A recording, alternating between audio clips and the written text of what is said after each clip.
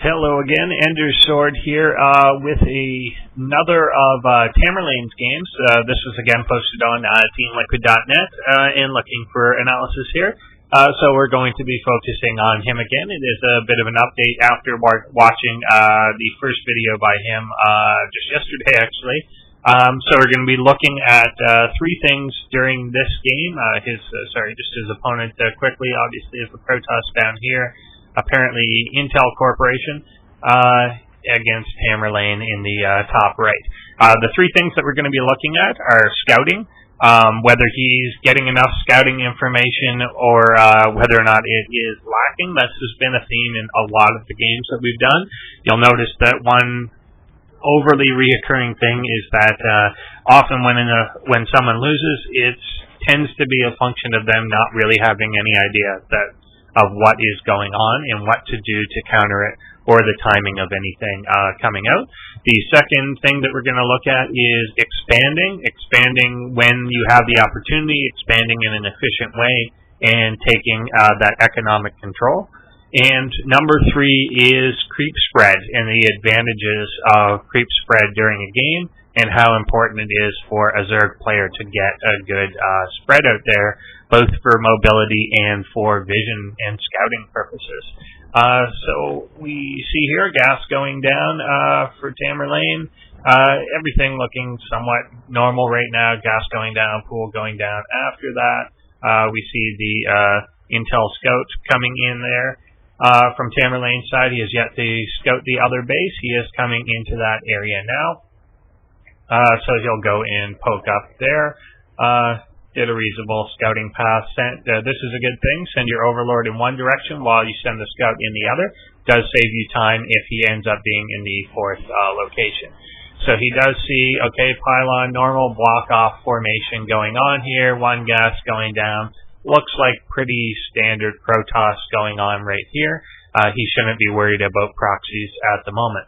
We do see that the Protoss has also placed a pylon down in his natural, again with the intention of delaying an expansion.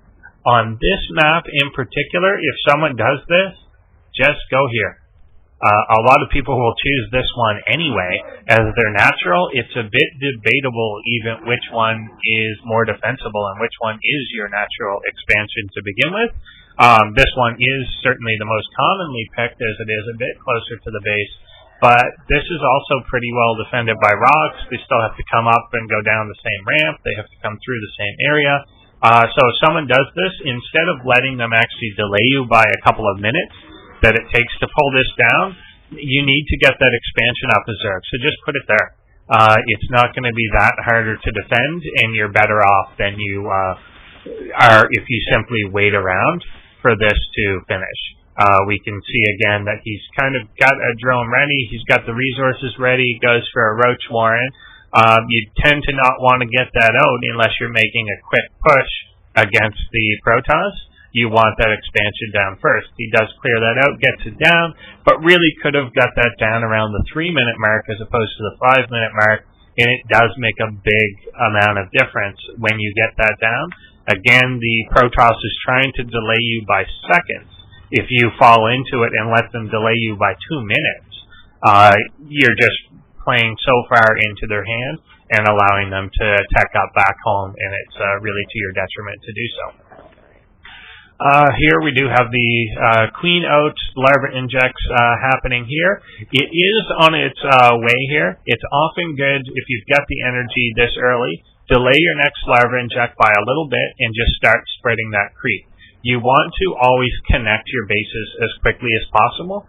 So with this one going down, you want to place a creep tumor here so that you can start that creep spread in this area. Particularly where these three bases are very close, it should be easy to get a creep spread between them all, and it just helps with overall mobility, helps moving your queens between them. They're so slow when they get off creep, and just your units in general will move a lot faster on that creep.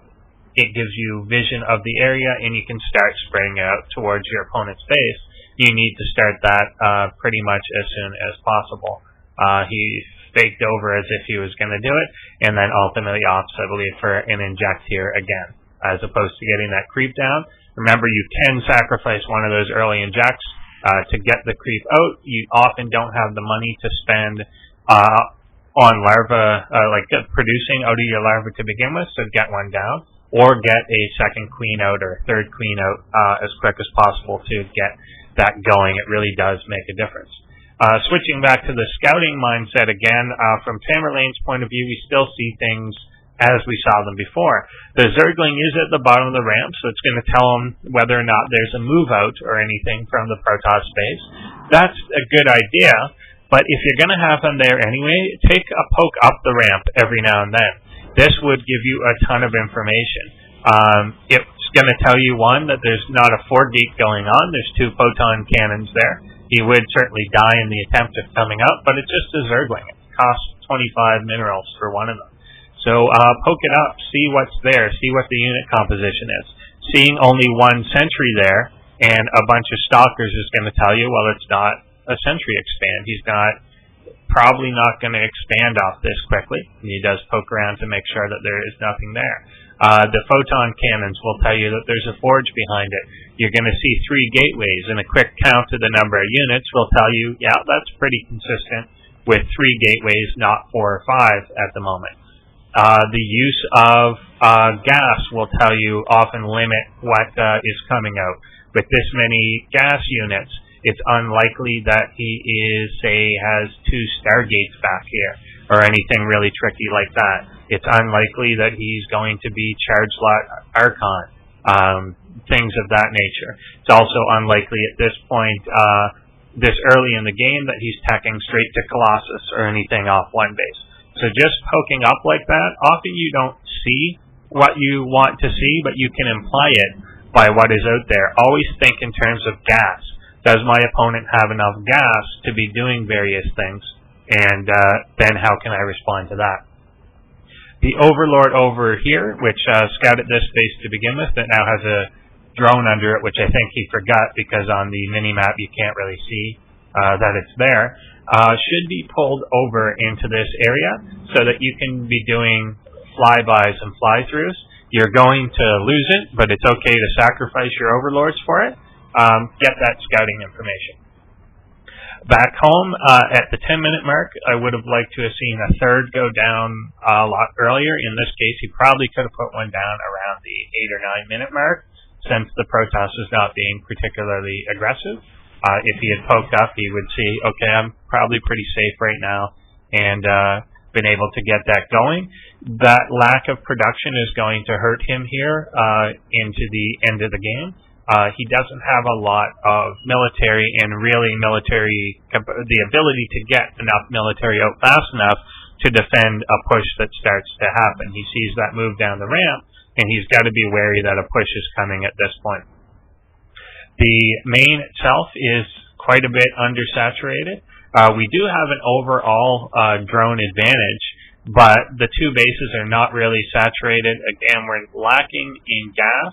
It's only being mined at the main, so it does limit tech options. And right as this push starts to occur, we hit a phase where we're supply blocked, and that's pretty bad. So the roach production is limited by that supply blocking, and there is ultimately a lot of larva left on the ground right at the time that he would have needed to explode out with the military and become overwhelming. Now here we're going to see the massive impact of not having creep. We get a move command out. You don't want to be doing that to begin with, attack out. But the speed at which the roaches are moving through that as well is just way too slow. He couldn't get any sort of surround, couldn't get into position on that army, and it simply crushes through him here. There's just not enough things out at this point in time, and the production that's coming out now, you see he had to simply make a bunch of overlords before he could continue. It's wasted effort, and just what comes out of here just isn't sufficient at all. If he had been on 3, maybe 4 bases at this point, perhaps the production could have kept up. If he had pre-planned out not being supply blocked at the right time, he could have been there, and if he had simply militarized ahead of time, he probably could have had enough to stop that push. It's not a gigantic push that came out. The Immortals certainly do counter the Roaches pretty well, but it's not the type of army that couldn't be swallowed up in the open field. Once you get to this area, it's so wide open that if there had been adequate creep spread, and we can see in this game there's literally none, the only creep being provided is provided by the actual hatchery and lair itself, just spreading in their own area. But if you can spread through this area, and by 14 minutes you could usually be down to about here, you can just completely cover the center of the map, no one was stopping him at any point, you can get really good surrounds, and once that army is really surrounded and trapped, it often reacts very badly. The Immortals end up being out of range, they don't know what to fire at, it actually requires some more micro by the Protoss army, whereas in this case it really was just one of the classic A-move victories. You didn't really have to do anything. Even the initial force fields we saw earlier didn't have to really go down. There just wasn't enough there on the Zerg side, and there wasn't enough speed on the Roaches and Lings to actually do any damage or get good surround going. So if we cut back to that, again, the production or the supply itself was relatively even at this point. The Zerg even a tiny bit ahead. Some of that was tied up, obviously, in drones. But the unit composition made by the Zerg simply wasn't what he'd be looking for at this point, and it's the ability to remax quickly to get more units out quickly in response to a threat. Zerg is very reactionary, so at this point you see stuff moving out, you want to instantly be able to turn that 5 larva and that 5 larva into something immediately. As soon as that came down the ramp, bam, those have to be producing, but they ultimately get capped by an unfortunate supply block at this time, and just can't get anything out.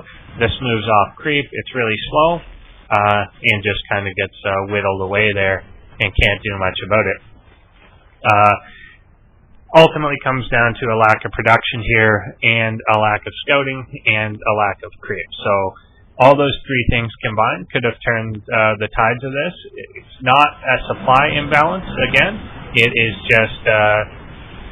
just not making the right things at the right time, not having that available, and results in this defeat. So thanks for watching again, and again, I hope this was helpful both to Tamerlane and anyone else out there. Anyone that does have more replays, feel free to just link me them to my YouTube inbox, or if you know me on teamliquid.net, just send me a PM there as well. Thanks for watching.